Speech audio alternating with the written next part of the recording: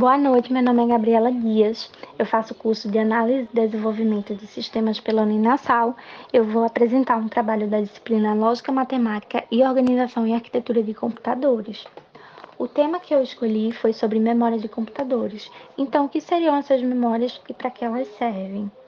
São basicamente todos os dispositivos que permitem a um computador guardar os dados temporariamente ou permanentemente, ou seja, nada mais é que um circuito eletrônico ou meio magnético que tem a capacidade de armazenar dados, que são essenciais para um processamento de dados, como por exemplo a entrada dos dados, programas, sistemas operacionais, armazenamento de arquivos, softwares de aplicação, de suporte e instruções gerais para o bom funcionamento do computador.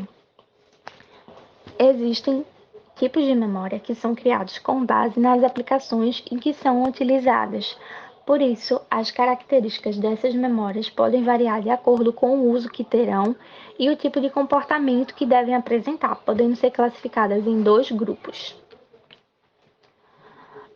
que seriam as memórias primárias e as memórias secundárias. As memórias primárias são aquelas que o processador ele vai endereçar diretamente, como a ROM, registradores e o cache. Ela também é conhecida como armazenamento principal ou memória principal.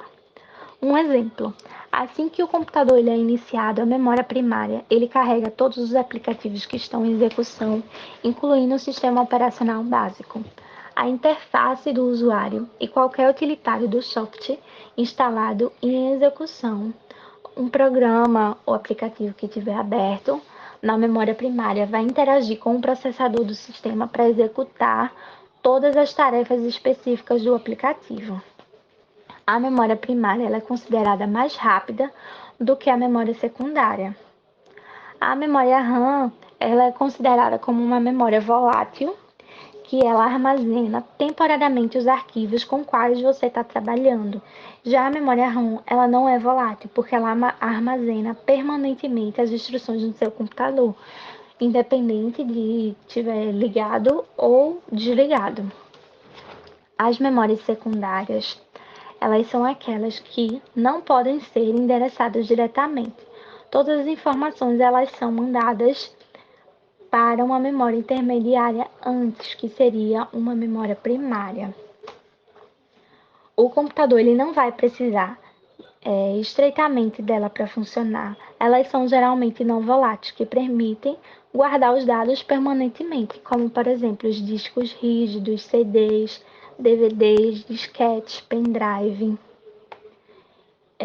Embora essa memória secundária seja muito mais lenta do que a memória primária, ela normalmente oferece uma capacidade de armazenamento maior do que a memória primária.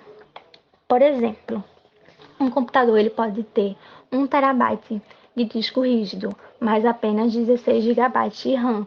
Isso significa que o computador ele possui aproximadamente 64 vezes mais memória secundária que memória primária. Além disso, a memória secundária ela vai reter os dados com ou sem energia elétrica.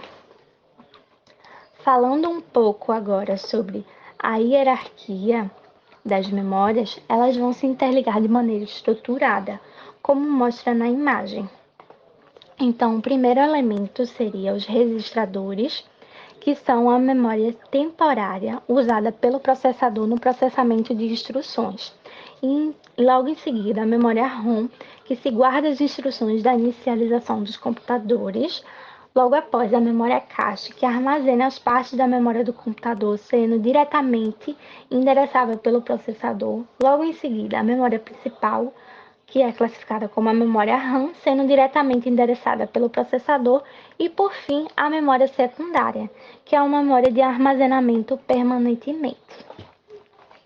Podemos concluir que, para um correto e um eficaz funcionamento da manipulação das informações de um computador, necessita ter em um mesmo computador diferentes tipos de memória. Essas memórias elas se interligam de forma estruturada, como já foi mostrado. E, por fim, podemos dizer que as memórias dos computadores elas são estreitamente essenciais para um bom funcionamento do processador.